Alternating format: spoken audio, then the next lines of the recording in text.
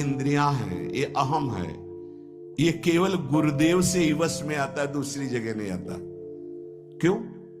क्योंकि दूसरी जगह उत्तर देने का अवसर है, दूसरी जगह हम नहीं मानते तुम्हारी बात, लेकिन वहां ना उत्तर है और ना नहीं मानते, केवल वहां मिटना ही मिटना है। अगर ऐसा उपासक है तो निश्चित परम पद का अधिकारी। केवल मिटना कोई उपाय नहीं है, अहंकार के पोषण का कोई उपाय, केवल मिटाना है।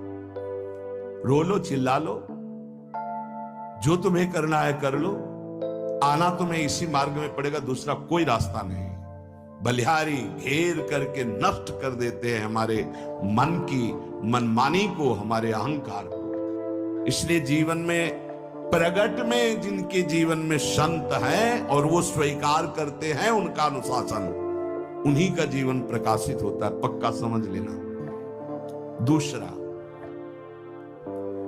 भागवतिक मार्ग में चलने वाले उपासक को सांसारिक पुरुषों की मित्रता करके उनकी संगोष्ठी में नहीं बैठना चाहिए।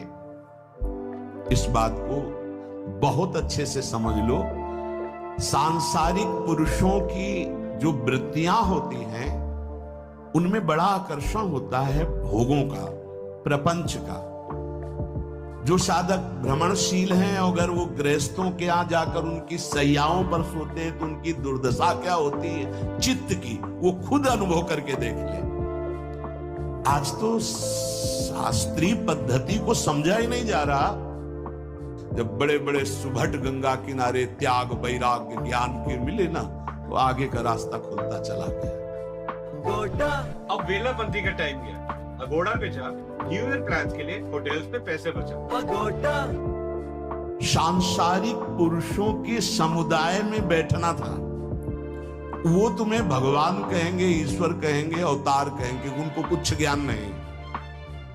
आप मान बैठेंगे अपने को भगवान, अपने को ईश्वर, अपने को अवतार मान ले, तो आप जो अवतार है ना, ईश्वर है ना, भगवान है, उनसे विमुख हो जाएंगे।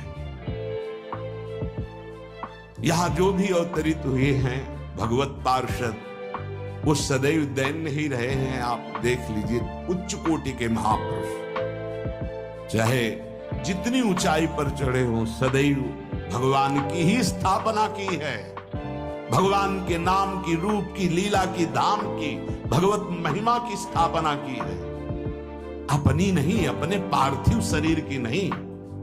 ध्यान रखना, जितने महापुरुष प्रकट हुए भगवान की स्थापना की।